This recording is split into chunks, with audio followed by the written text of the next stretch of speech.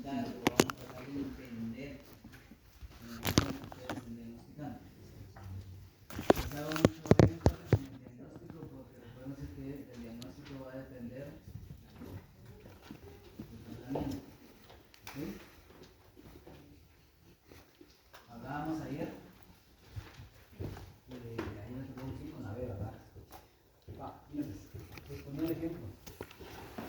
Esta cuestión, los factores, es como lo que les explicaban, o les han explicado a ustedes, que ya lo vienen viendo, ya lo dominan, me imagino, en el asunto de la cariología, en donde decían que para que se diera una lesión de caries deben de juntarse todos los factores, que ustedes ya saben, diente, microorganismos, tiempo, ¿sí?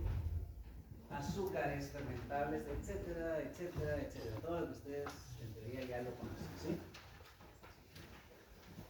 Cierra la puerta.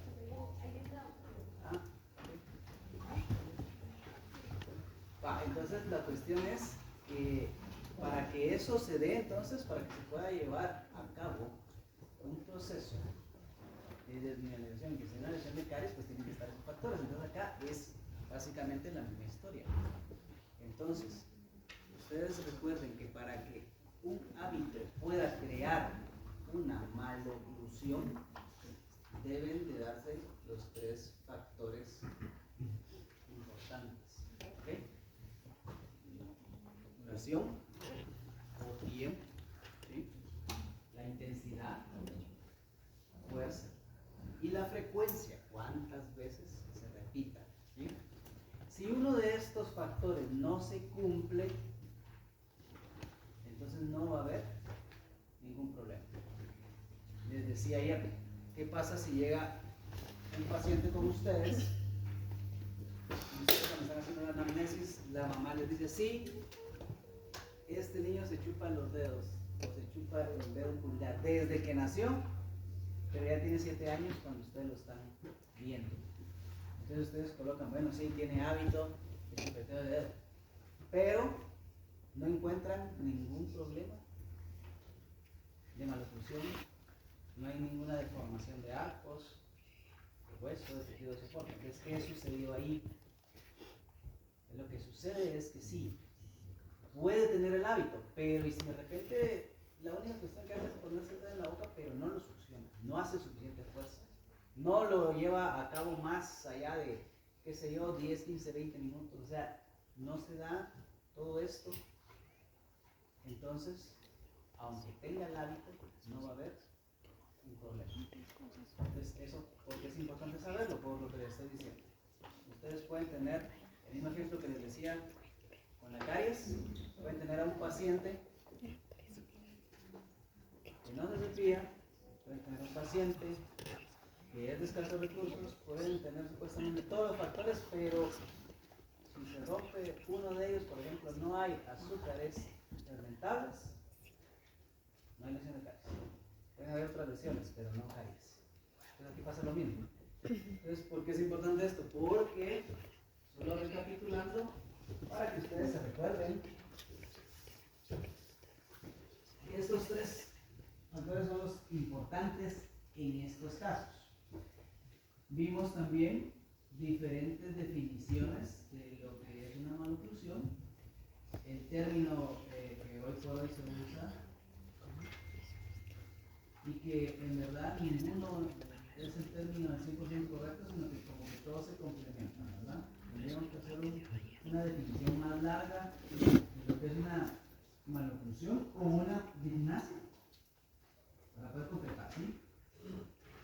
Y ahí lo que les diría es que piensen ustedes que involucra piezas dentales, músculos, tejidos óseos, tejidos blandos y articulación. ¿Ok?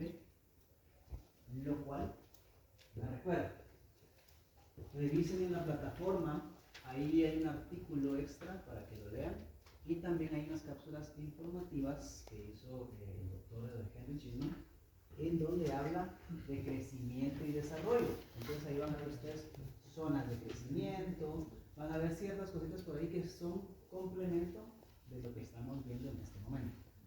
¿Por qué es importante que le den una leidita a eso? También vienen preguntas del parcial de esas cuestiones que estoy diciendo ahorita que están en la plataforma. Antes que se me olvide, también hablando de la plataforma, ahí está la tarea que tienen que hacer. Es una tarea sumamente fácil, bien fácil. Lo que tienen que hacer es un diagrama de flujo. Ustedes pueden usar el programa que quieran. Es más, si quieren, lo pueden hacer a mano en una hoja, le toman una foto y la suben. ¿Sí?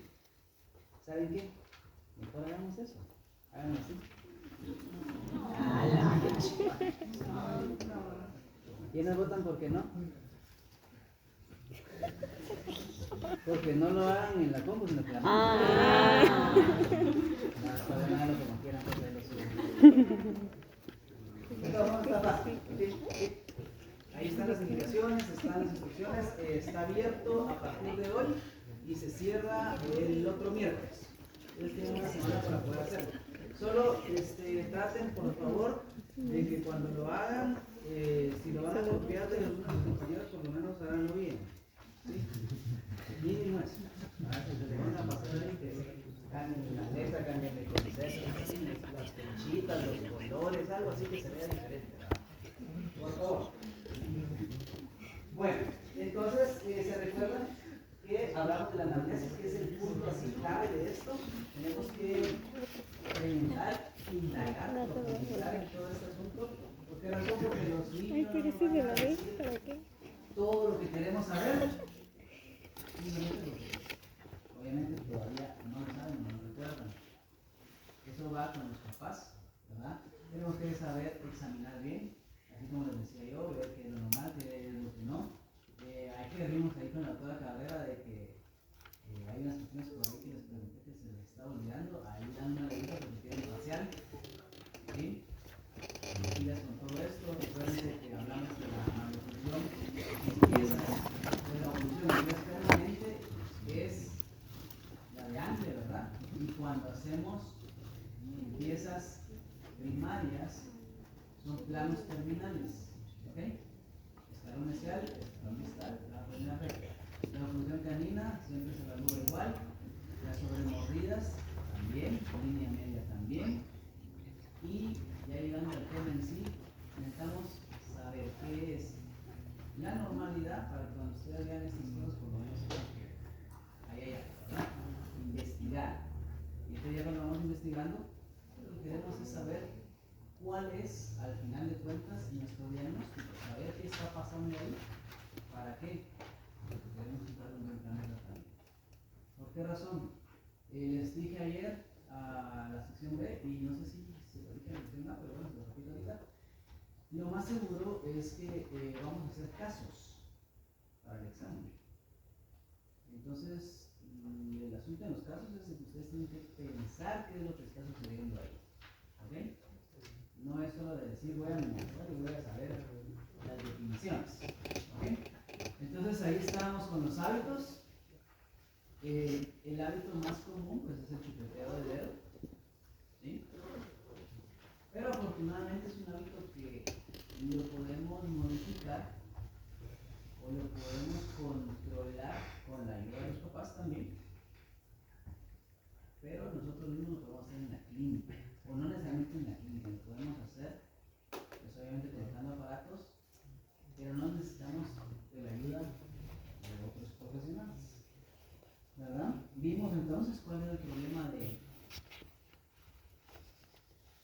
chupeteo de dedo. Normalmente lo que crea el chupeteo de dedo es una mordida abierta anterior, un paladar ojival, protrusión de entre los superiores, retrusión de entre los inferiores. Obviamente, son mordida vertical y horizontal alteradas. ¿Sí? Pero, subsecuentemente, o sea, por el hecho de que hay una mordida abierta anterior, ¿qué es lo que va a pasar entonces con la lengua? La lengua va a colocarse en ese espacio o en esa mordida abierta que el paciente está presentando para poder hacer ese cierre necesario en el momento de tragar. Ustedes se recuerdan que estuvimos ahí googleando cuántas veces tragábamos en promedio, ¿verdad?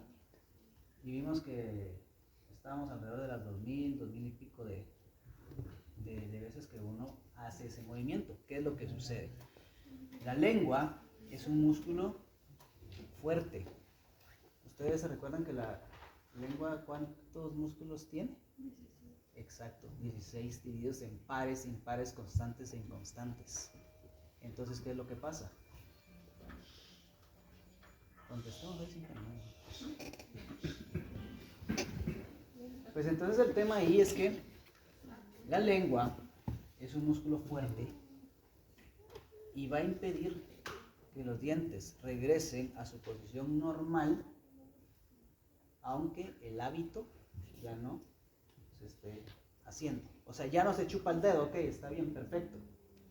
Pero ¿por qué los dientes no regresan a su posición si ya no está el hábito? Entonces aquí es lo que les digo, queda un problema con la lengua protráctil, ¿sí? O hábito de lengua, que es subsecuente a la mordida abierta creada principalmente por el hábito que pudo haber tenido el paciente que es el chicoteador. ¿Sí? Entonces, eso es importante. Como les digo, esto lo vamos a ver porque ya lo vimos.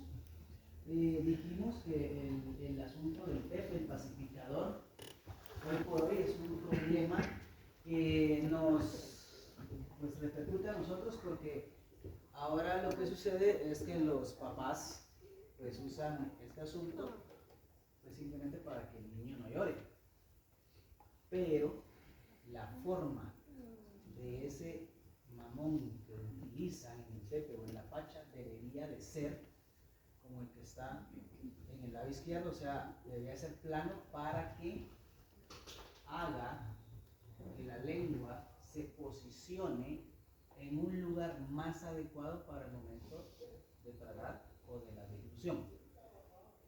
¿Sí? ¿Qué pasa cuando la lengua pues, no se posiciona donde debe ser? Se crea lo mismo, un hábito de lengua protráctil. Entonces, ¿qué pasa cuando hay un hábito de lengua? El hábito de lengua puede provocar una mordida abierta anterior. Entonces ahí uno tiene que pensar, fíjense, pues, si de repente se les dice, paciente con mordida abierta anterior, no se chupa el dedo, no es respirador bucal, ¿qué pasó? Ustedes tienen que pensar y tratar, bueno, este niño tomó pacha, le ponían pepe, no tuvo amamantamiento de forma natural. Entonces, también preguntar para saber qué pasó. Porque ustedes están viendo que hay un problema, pero ¿de dónde viene? ¿Por qué necesitamos saber de dónde viene? Porque si no, ¿cómo lo vamos a tratar? Es lo que les decía también. Ustedes no preguntan lo suficiente y resulta que dicen, no, aquí le vamos a poner un aparato que vamos a ver ahorita que se llama rompehábito, porque tiene ese problema de lengua protráctil. Pero el paciente es respirador bucal y ustedes no lo refieren, como dijimos, con un otorrino, con un alergólogo, con un pediatra, no se va a arreglar el problema. Ustedes lo van a arreglar momentáneamente, pero si ese problema persiste, va a regresar. Y el problema es que entonces ustedes son los que van a quedar mal porque pues, no están haciendo lo que el paciente o lo que el papá del paciente quisiera, que es ver los dientes bonitos. ¿Sí? Ayer les preguntaba, y se los pregunto otra vez, levanten la mano aquí, ¿quiénes usaron ortodoncia o usan? Por lo menos un 90%. Va, imagínense pues, ustedes cuando estaban más patojos y no estudiaban esta gloriosa carrera, ¿qué querían de sus dientes? Verlos bien, verlos rectos, ¿sí o no? Que no estuviera el colmillo encaramado, que no estuviera lateral salido, girado, lo que ustedes quieran. Pero ahora que ya están de este lado, o sea, ahora ya saben que no es solo el hecho de que se vea bonito, que la estética sea lo más importante, sino que ahora sabemos que la parte más importante es la función. ¿Sí? Entonces, ¿cuál es el asunto? Que cuando pongamos cualquier aparato como tratamiento, pues la idea es que nos dé resultados, ¿sí? Entonces seguiremos viendo los hábitos, aquí está lo que estamos hablando, el científica, ¿cómo se llama? El espacio que se forma, la separación que se forma. Ahora yo pregunto, si ustedes por ejemplo ven una mordida anterior en donde están viendo bordes incisales superiores e inferiores que quedan borde a borde, ¿eso ustedes creen que el paciente va a tener un hábito de regresión atípica o no? ¿Qué creen ustedes? ¿Qué piensan?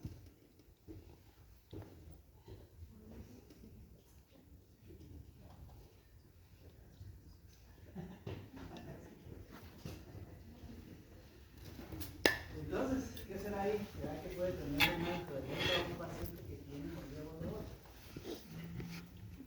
¿No? Sí, o no. A que se pare una de ahí así, el otro se pare ahí.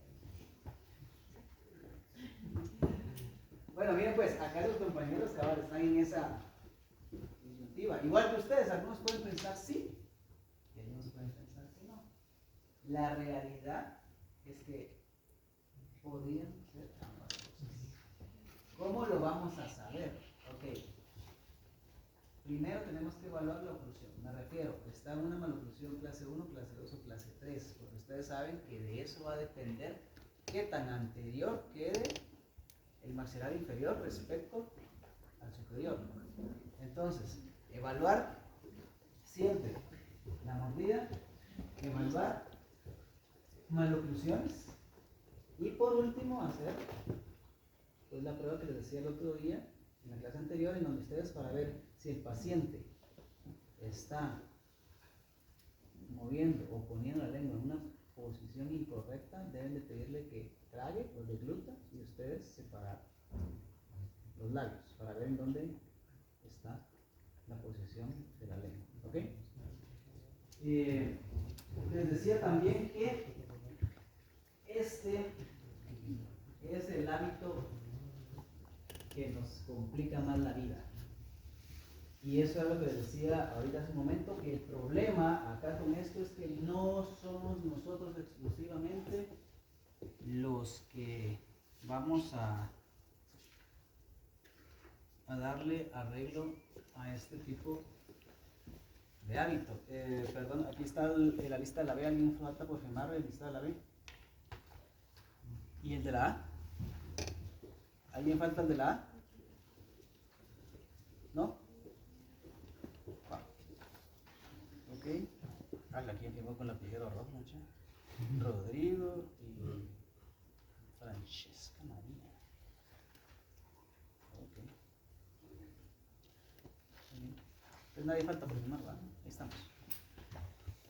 Va, entonces vean pues,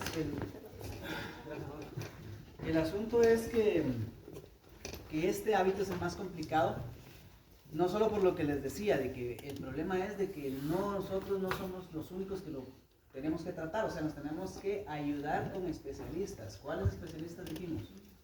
Ginecólogo, otorrino, pediatra, ¿sí? Es lo más común, ¿ok? Ahora, el asunto es que si ustedes vienen y ponen cualquier tipo de aparato para hacer expansión del paladar, para darle arco, para quitar el hábito de lengua, pero no tratamos el origen de este problema, va a volver. O sea, ¿qué quiere decir?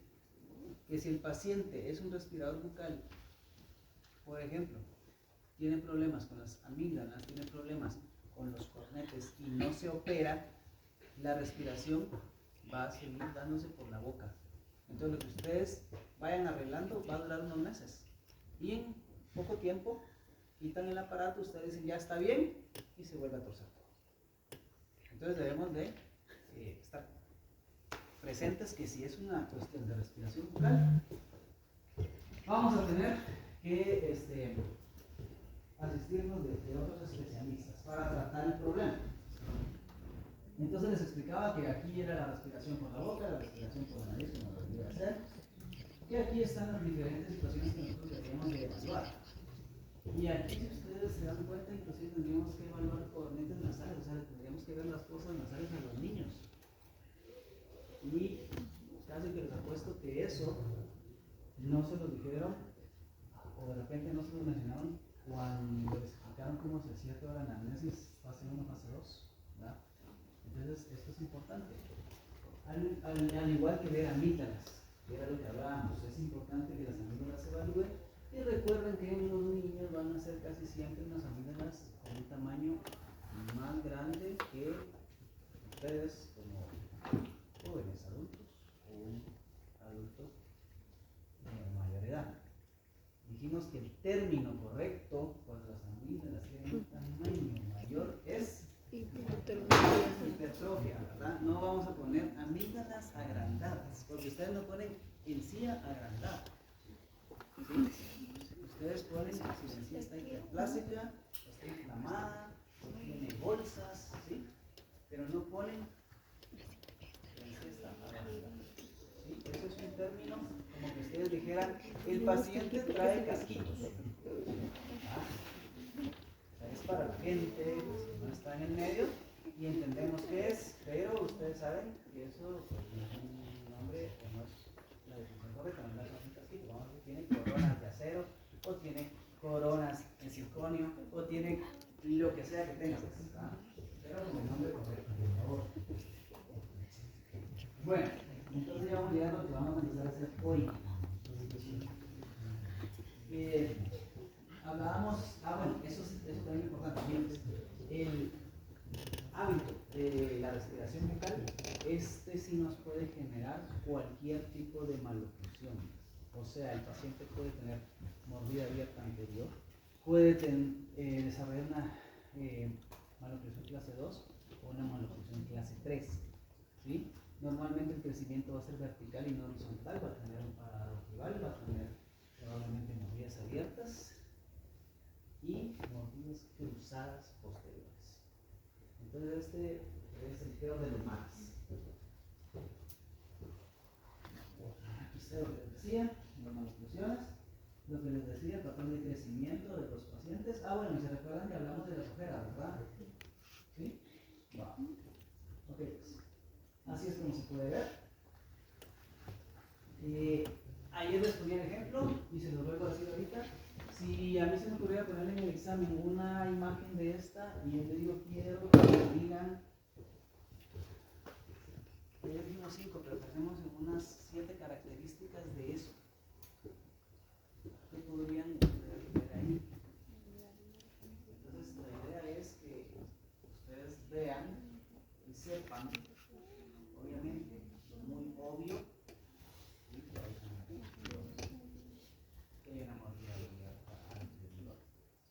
Mordidas cruzadas bilaterales, que la sobremordida vertical y las sobremordidas bilaterales están alteradas. Seguramente también tenemos un paladar ojival. ¿Okay? Podemos pensar que si tiene el paciente el hábito de la respiración bucal, eso también es otra cosa extra que sí se los puede decir ahorita, yo no se lo digo. Todo paciente que tenga el hábito de respiración bucal va a tener un mayor grado de inflamación gingival por el hecho de respirar por la boca.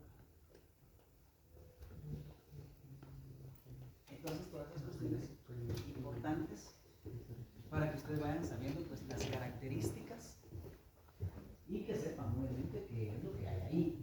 No solo decir, sí, ahí está alterado, sí, pero ¿qué está alterado? ¿Verdad?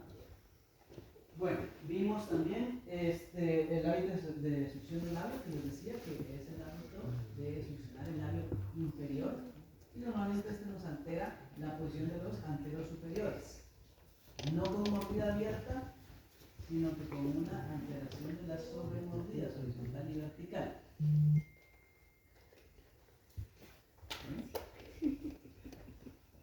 Les hablaba de la onicofagia, que el problema con este mal hábito, igual que los mordedores de objetos, el problema de eso es que lo que nos daña son los bordes incisales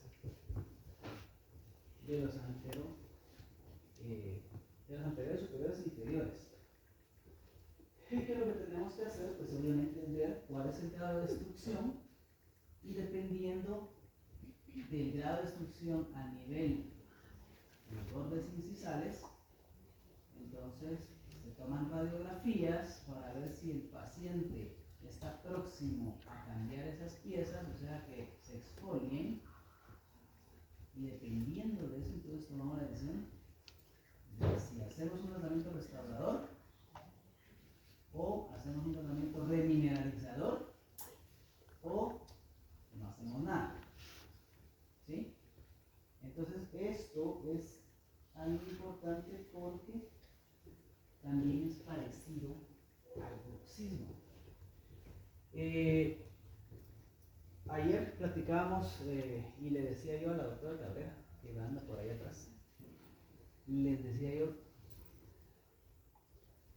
las pantallas estas que ustedes utilizan es una de las cuestiones que hoy por hoy está demostrado, está creando problemas de sueño en ustedes, que son ya adultos, pero en los niños el asunto es que no solo no deja, digamos, que haya un descanso profundo, sino que también el cerebro, al no descansar, está todavía en actividad y crea estrés.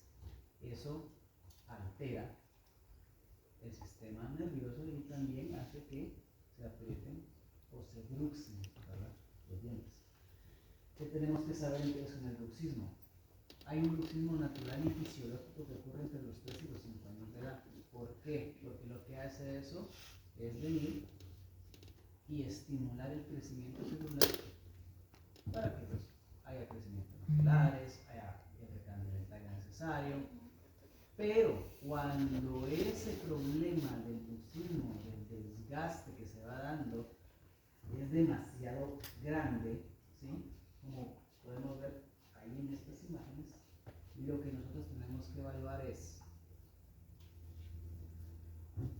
ayer les preguntaba cuántos milímetros de esmalte tiene una pieza dental, pensemos un antero superior.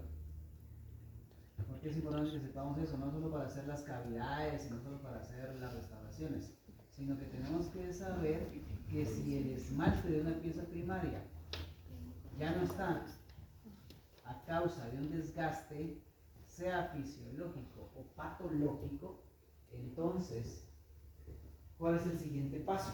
Evaluar si la dentina es una dentina sana, evaluar si el paciente ya está presentando síntomas como hipersensibilidad, ¿sí?, principalmente cosas frías, cosas calientes. Y entonces, ¿qué hacemos? Pues complementamos con un estudio radiográfico. ¿Para qué?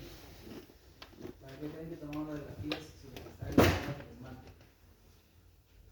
¿Qué se les ocurre?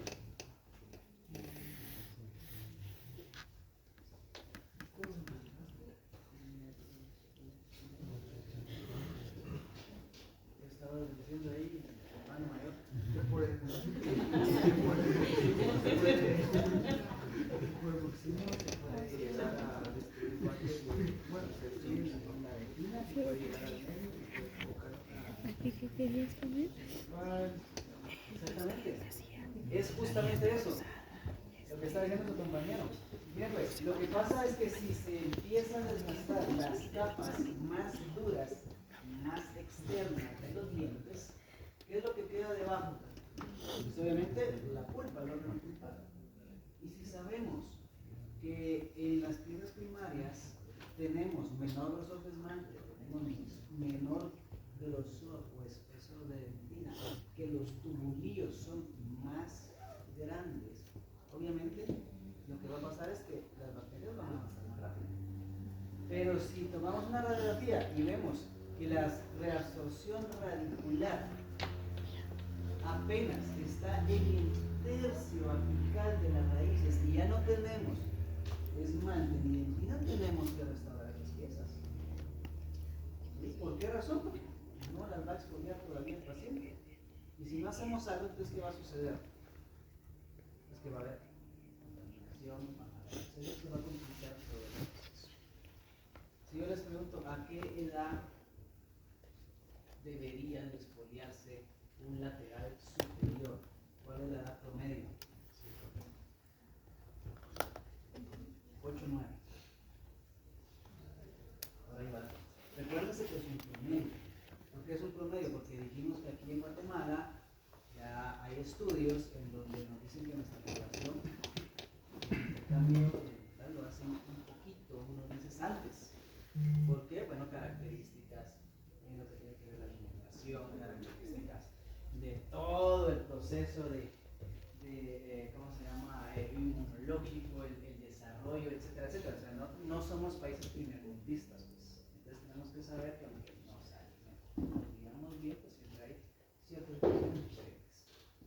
Entonces, ¿por qué me detuve un poquito acá con el asunto del bruxismo? Porque esto es algo que seguramente ustedes lo van a estar viendo y por lo menos sepan que hay que hacer. Y entonces vamos a los tratamientos. Bueno, si acabamos de ver ahorita que hay un paciente que está bruxando y es demasiado, eso pues tenemos que restaurar. ¿Cómo restauramos normalmente bordes incisales que se ha perdido prácticamente hasta el tercio medio? ¿Cómo lo van a hacer? Esto va también para que no vayan ustedes a llegar ahí a la clínica y después del tratamiento y van a decir resinas clases X. Porque entonces vamos a agarrar las fichas de la zona muy bonita y recuerden que no podemos hacer una adhesión tan buena en piezas primarias como lo es en piezas permanentes. Entonces no vamos a hacer una resina, no vamos a poner una carilla tampoco. De repente hay quien se les ocurre poner en su open face ahí con su esterito. Tampoco se hace eso. Lo que hacemos es, hacemos coronas, ¿ok? Ustedes ya aprendieron a hacer coronas de acero, pero también hay construcciones como lo que están ahí, que son coronas estéticas. Las coronas estéticas hay de diferentes materiales hoy por hoy. Inclusive hay coronas híbridas en donde utilizamos una corona de acero normal y se le modifica para poder hacerla que toda su cara bucal que sea estética. También hacemos otras coronas en donde podemos utilizar resinas, o sea, opciones hay. ¿Por qué no se les enseña de todo eso a ustedes? Tranquilos, no estamos formando ortopediatras, ¿sí? Queremos que sepan lo básico y que lo básico lo hagan bien. Pero como les decía el otro día, tienen que ir ustedes agarrando mano, porque lo primero que pasa allá en la clínica es que el niño llora y ustedes lloran a la par del niño. Y eso es lo que no queremos. O sea, hay niños que son más colaboradores, hay niños que son menos. Y así como ustedes, hay quienes ustedes sí tienen la habilidad para trabajar niños, les gusta, y hay otros que no. Por eso les decía, muchos de ustedes van a ser endodoncistas, cirujanos, periodoncistas, lo que quieran, no son ortopedistas. Y está bien, se respeta. Pero mientras estén aquí, tienen que hacer las cosas bien. Entonces, tratamientos. Si vamos a usar coronas para restaurar, vamos a estar restaurando piezas que normalmente están destruidas, ya sea por bruxismo o por un desgaste excesivo, como por ejemplo en una microfagia. ¿Sí? ¿Quién sabe lo que tiene puesto el niño este que está aquí arriba en el lado izquierdo? Pareciera un guardo cruzal, pero es un tratamiento que se llama Mio Brace o Mayo Brace. ¿Sí? ¿Alguno de ustedes de repente lo puede utilizar? Simplemente esto es, digamos, un tipo de ortodoncia en donde lo que se modifica es el patrón muscular para que el crecimiento y desarrollo se vaya dando de manera correcta, pero no son como los guardas que ustedes pueden utilizar, porque estos se van cambiando. ¿Por qué razón? Por el crecimiento y por el cambio del carne. ¿Sí? Entonces es importante, no utilizamos directamente guardas o cruzales en niños para tratamiento del bruxismo, a menos que estén constantemente cambiando. Bueno, entonces, ¿qué ven ahí? ¿Alguno de ustedes en su tratamiento de ortodoncia utilizó algún rompehábito? No, nadie, ninguno. Sí, ¿utilizaron? ¿Eso sí? No. ¿Estás todos?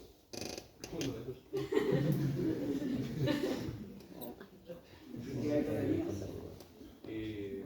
No, tenía la lengua así. Pero ¿cómo que ponía la lengua así como se llama? El hábito de poner la lengua así. Era una lengua protráctil lo que tenías una movilidad anterior. Entonces, por eso, este tratamiento, como estaba diciendo su compañero, es cabalmente para la lengua. Pero también nos sirve para eliminar el chupeteo de dedo, el pepe o la pacha. ¿Sí? He tenido pacientes que ya van en segundo primaria como de 8 años y todavía les mandan pacha. Entonces, pues ya no, ¿verdad? Esto, ojo, ustedes ya van a tener ahorita, dentro de un par de semanas, van a tener el laboratorio de adaptación de bandas, toma de impresión, para hacer mantenedores de espacio. Estos aparatos funcionan de la misma manera, se colocan bandas y son aparatos que van fijos, ¿ok? Aquí vamos a ver los aparatos fijos. Hay aparatos removibles, sí, hay híbridos, sí, hay de toda clase. Pero los que más efectivos son los aparatos fijos. ¿Por qué razón? Porque son fijos. Todo lo que sea removible o de poner y quitar, dependemos de que el paciente pues se lo coloque, que lo use. Pero si es incómodo, pues el paciente lo que quiere es quitárselo. Y si el paciente se lo quita y no se lo pone, pues no va a haber efecto. Entonces, por eso decimos hacer siempre aparatos fijos. ¿Ok? Entonces, este aparato se llama rejilla, rompehábito de rejilla. ¿Sí? Ahorita lo vamos a ver.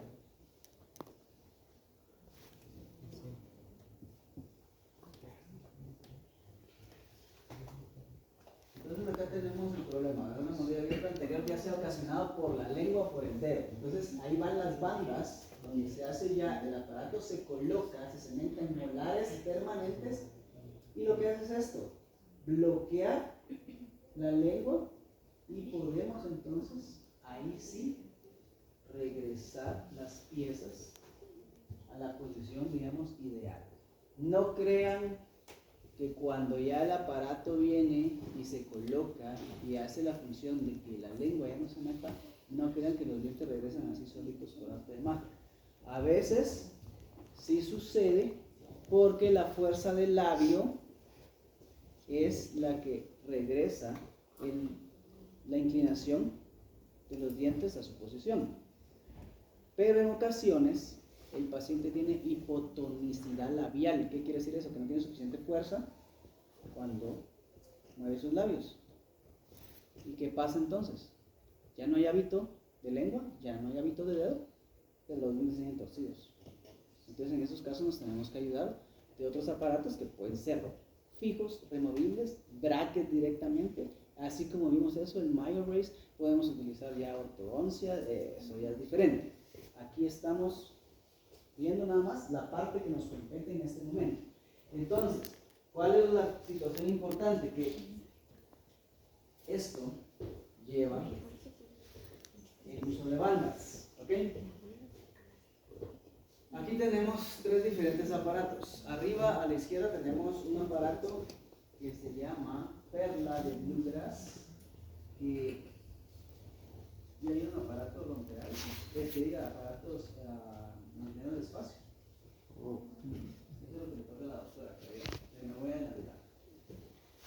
Todos los aparatos fijos, sean rompehábitos o sean mantenedores de espacio, los que utilizamos aquí en la facultad se utilizan con bandas. La banda es ese como anillo que ustedes ven que está rodeando la muela, ¿sí? Se cementa, o sea, queda fijo, y ahí va sostenido el aparato que vayamos a hacer. Entonces, arriba a la izquierda, lo voy a repetir, se llama Bluegrass. ¿Por qué se llama así? Entonces, ¿qué es lo que hace esa pelotita que está ahí? Lo que hace es que cuando el paciente lo tiene colocado, la idea es que con la lengua rote esa pelota. Y entonces eso hace que la lengua se deslice hacia arriba, ¿sí? En la forma correcta, tocando el paladar, no hacia abajo y hacia afuera, como lo vimos cuando tiene el hábito de difusión atípica o lengua rota. El que está en medio es un aparato que nos sirve para eliminar el hábito. ¿Cómo se llama ese aparato? Se llama escudo labial o lip bumper. ¿Qué es lo que hace esto? Bueno, ahí lo vamos a ver, pero evita que el paciente meta el labio debajo o en la parte lingual de los anteros superiores en el momento en el que deglute. Y entonces vamos corrigiendo el problema. Igual se utiliza con bandas, va fijo, pero en este caso es un aparato que se coloca en inferior, ¿sí? La rejilla lingual se coloca en superior, no lo vayan a confundir, ¿ok? Ambos, las bandas normalmente se colocan en primeros molares permanentes, ¿sí? Y el que está más hacia su derecha, en inferior, ustedes ven, es una mezcla de ambas cosas. Tiene por ahí una rejilla, tiene también una barra transparentina para el bluegrass y se pueden utilizar juntos. ¿Es mejor uno que otro? La verdad yo les diría que en mi experiencia el que mejor me ha resultado es la rejilla lingual. Porque el asunto con el bluegrass es que necesitamos también que el paciente colabore, o sea, que esté jugando con la pelotita esa, pero si no lo hace, sigue trabajando igual. Entonces, o combinamos los aparatos, o si no, una rejilla lingual es la que nos funciona perfecto. La rejilla lingual tiene la versatilidad que le sirve para hábito de dedo, le sirve para Pepe, le sirve para Pacha y le sirve para lengua. ¿Ok? Entonces es el aparato más versátil y más fácil de utilizar. Ya lo había puesto. Ahí hay otros, vean. Lo mismo, arriba a nivel izquierdo tenemos una modificación del bluegrass. Ahí está la pelotita roja. Tenemos la rejilla para evitar la lengua o para evitar el dedo. En medio tenemos una rejilla, solamente la rejilla lingual. ¿Y alguien conoce o sabe cuál es el aparato que está en la derecha inferior? Usted no, doctor, usted no.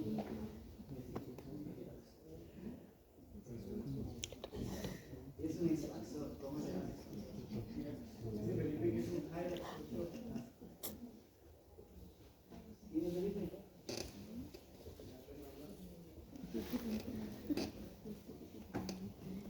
Exacto, es un expansor tipo highlight, pero yo digo que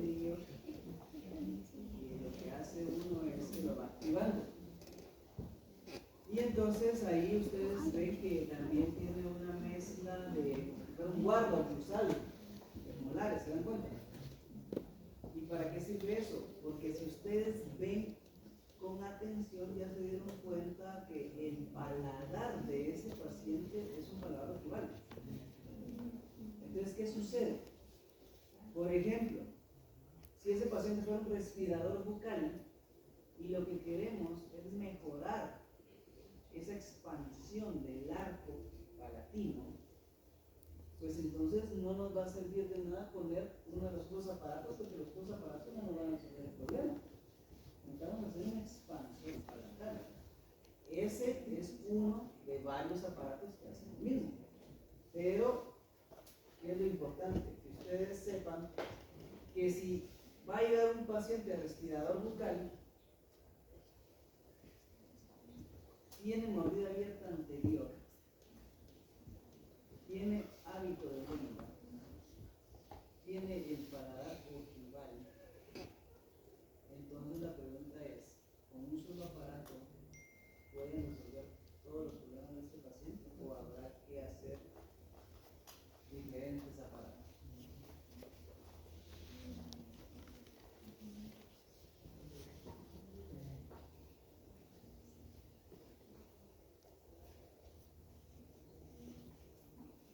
Creo que esto va a ser para el examen.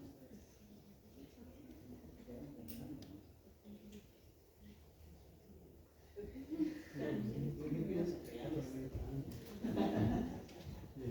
Bueno, miren pues, en esos casos hay aparatos que pueden modificar todo, pero también ustedes pueden ir haciendo diferentes aparatos. ¿Ok? Entonces, ¿qué sería lo ideal? Pues es individualizar el caso, o sea, ver qué es lo que su paciente necesita para saber qué vamos a hacer. ¿Ok? Entonces, la respuesta podría ser, se pueden hacer aparatos híbridos dependiendo de la necesidad. A ver, ¿quién sabe quién es ese aparato? Felipe. ¿Ese te lo sabes o no? ¿A ese no le pusieron? ¿A vos te pusieron? No te dar foto. ¿Qué? Respirador bucal.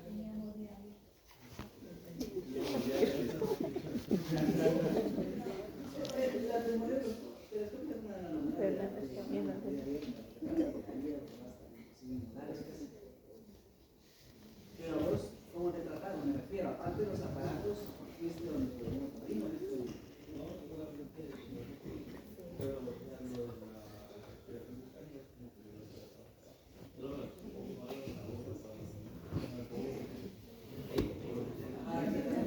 entonces, nunca te hiciste, digamos, una evaluación para que te dijeran por qué tenías el problema.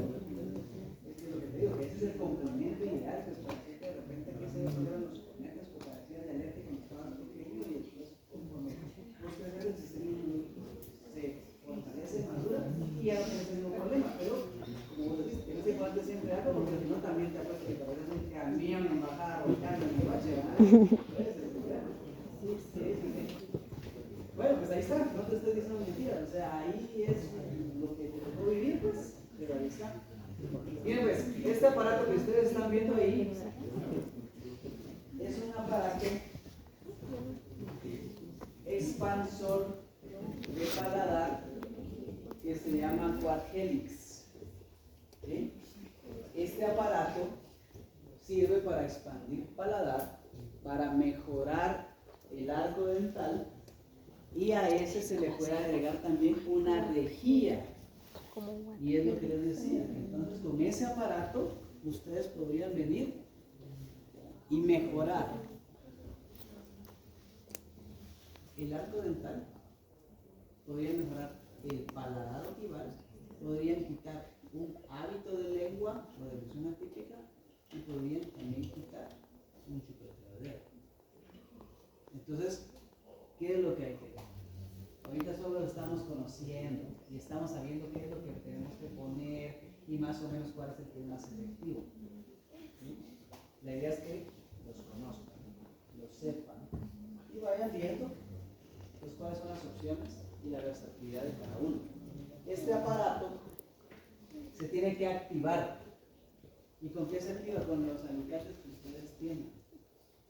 Se les hacen ciertas modificaciones al aparato y entonces eso va expandiendo según la necesidad del tratamiento. ¿Ok? Situaciones importantes. ¿Cuánto tiempo promedio creen ustedes que se debe colocar un aparato rompehábito para que quite el hábito? Cualquiera que sea. ¿Cuál es el promedio? Más o menos.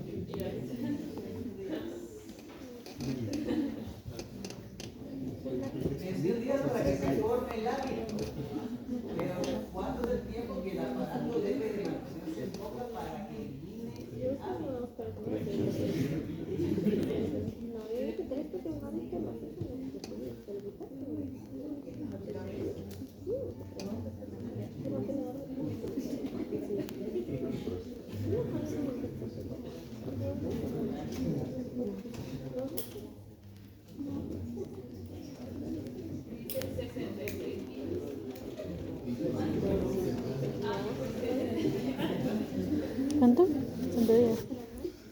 No has descubierto. Yo digo que sí.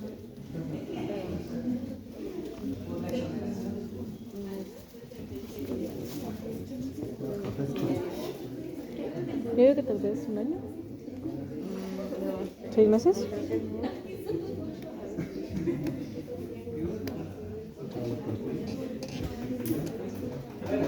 Allá empezaron a decir que primero 21 días. Entonces, mira, pues no se confundan porque 21 días es lo que se necesita para que se forme un hábito.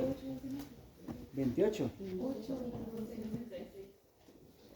Entonces, después dijeron que ya no eran 21 días, que mejor 22.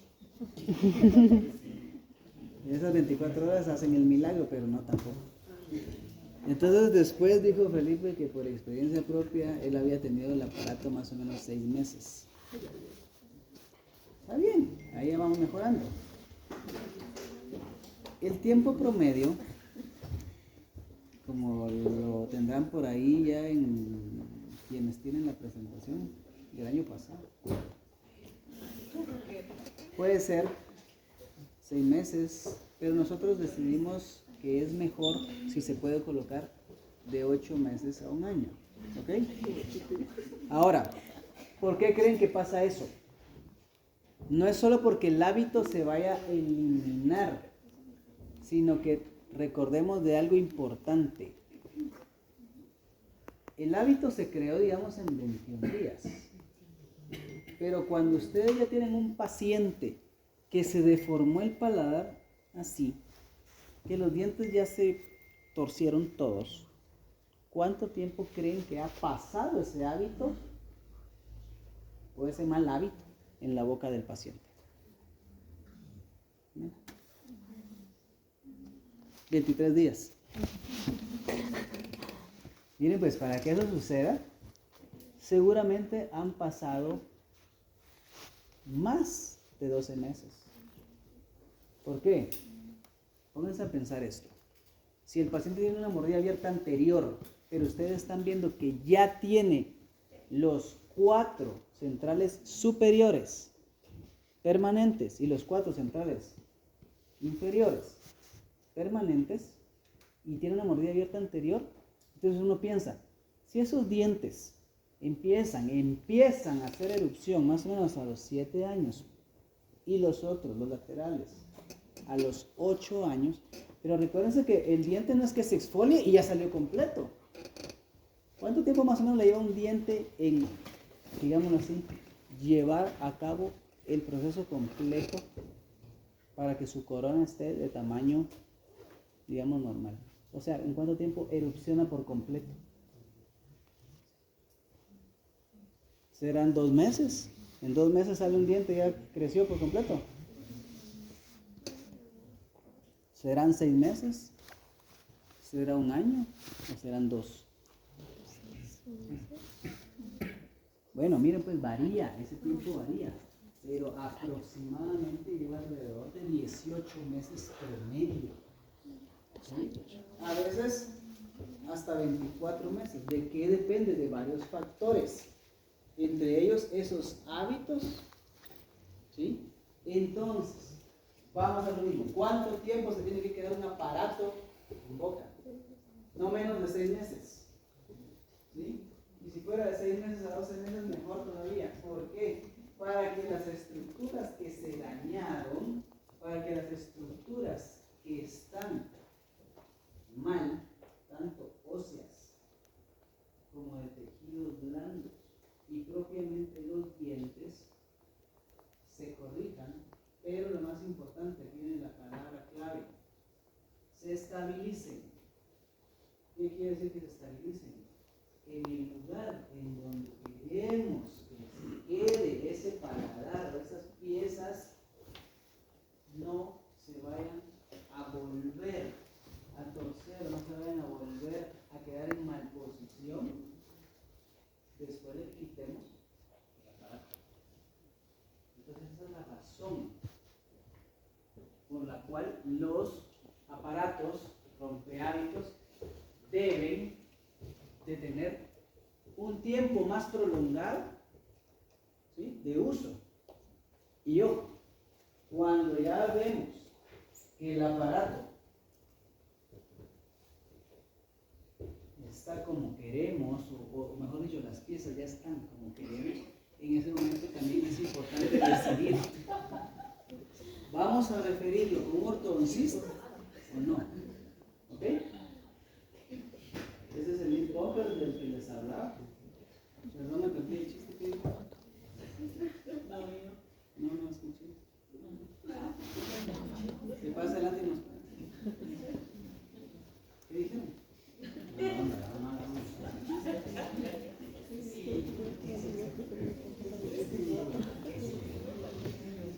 Vean pues, aquí está un pequeño video así como el otro en donde estamos viendo la colocación del lip bumper o escudo labial. Entonces ahí está, esta es la parte, digamos, activa del aparato. Las bandas se colocan siempre fijas permanentes y esto se coloca así. ¿Cuánto debe de haber? ¿Cuánto debe de haber de distancia o de diferencia entre la cara bucal de los anteriores al escudo labial? Más o menos es un promedio, varía entre 3 milímetros a 5 milímetros. ¿De qué depende? Depende del grado o de la cantidad, digamos, de milímetros en donde tengamos el problema de la sobremordida que está alterada. ¿Ok? Ahora, si ustedes vieron en este video, se lo voy a poner de nuevo, se van a dar cuenta que aquí solo estamos viendo una parte del problema. Vean. Miren pues, acá lo que se está viendo es nada más como que los anteroinferiores son los que están lingualizados, ¿sí?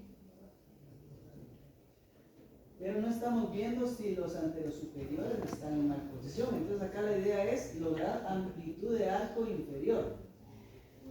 Eso va a ser cierto solo si los anterosuperiores no están protruidos y si la maloclusión molar y la maloclusión canina están en clase 1. Pues eso es importante. ¿Ok? Vamos. Están durmiendo ya, ¿no?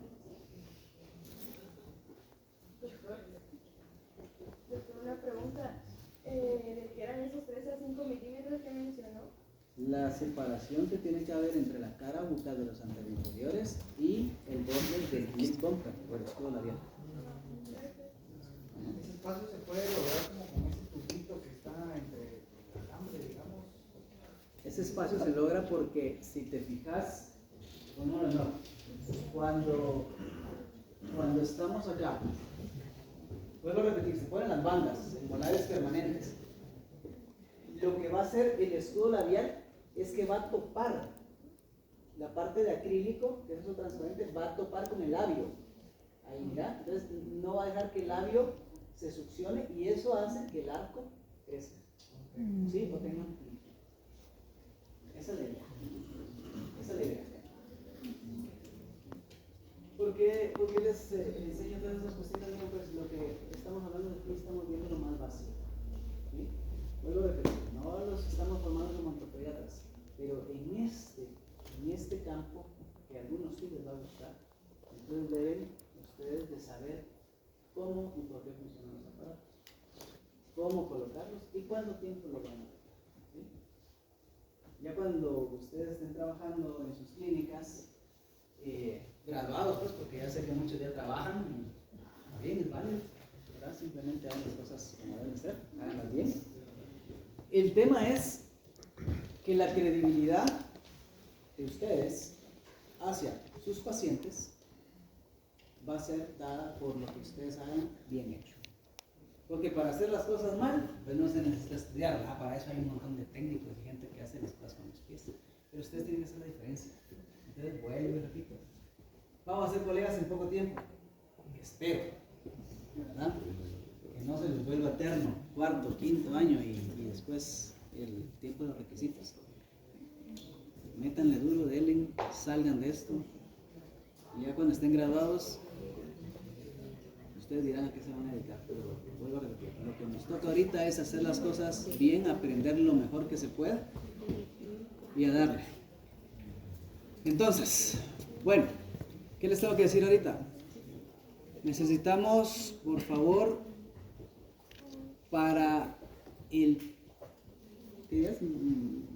Miércoles. La otra semana tenemos el laboratorio de doblaje de alambre. Ajá, la sección A es el lunes y la sección B miércoles. A partir de mañana, los que no tienen su alambre todavía, Blanqui, ¿cómo se llama? Tiene en la oficina. ¿Cuánto está el metro? 100 quetzales, ¿verdad? Ay, qué chicos. 20 quetzales, hombre. Pero algunos van a gastar 100 quetzales porque no van a poder doblar como debe ser. Vayan a comprarlo, por favor. Lleven todos sus alicates porque de eso depende que de verdad se les facilite un poquito más el laboratorio. ¿Sí? Otra cuestión importante para los laboratorios que aún nos quedan. Vayan consiguiendo las bandas desde ahorita, porque después resulta que las van a comprar 1 o 2 días antes y los laboratorios, los depósitos, se quedan sin bandas. Y si no llevan las bandas correctas del tamaño indicado, no van a poder hacer bien el laboratorio, lo que significa que no van a sacar buena nota. La otra cuestión, ya deberían de tener sus modelos para análisis de espacio, ¿ok? No queremos que pase como en otros años que doctor conseguí uno de un paciente y otro de otro paciente, porque entonces no juega, ¿verdad? O sea, no se puede. Entonces consigan esas cosas que les estoy diciendo ahorita para que terminemos los laboratorios de la mejor manera posible. No sabemos la ciencia cierta con esto de estos días que estuvimos ahí de ¿cómo se llama? De cierre. Se supone que sí. Va a haber laboratorio remedial, ¿verdad? Bueno, se supone que sí va a haber laboratorio remedial. ¿Para qué es el laboratorio remedial? Para los que no hayan logrado terminar sus laboratorios anteriores con su instructor, pues lo logren terminar y que les asignen pues la mejor nota. Igual si en algún momento alguien, qué sé yo, le pusieron 50, 40 de nota en alguno de los laboratorios, puede repetirlo para tratar de mejorar esa nota, ¿verdad? Eso es en cuanto a los laboratorios. Recordémonos de otra cuestión importante, y es que cuando terminamos laboratorios, lo que nos tocaría después, que son actividades importantes, el simposio de odontopediatría, en el cual no es opcional para ustedes, sí o sí, ¿verdad? La otra cuestión, vayan pensando, sería bueno que se organizaran bien. A finales en septiembre, ¿verdad? Hacemos la celebración de lo del Día del Niño. Sería bueno que de repente algunos de ustedes, si tienen algún contacto, así como en otros años se ha hecho en el Museo de los Niños, se ha hecho en el zoológico, o sea, son cositas que de verdad agradan mucho y sería bueno si se pueden organizar para hacer algo bonito. Y la cuestión más importante, oigan, la cuestión más importante, al terminar laboratorios, al terminar clases, empezamos la clínica. Vayan buscando de una vez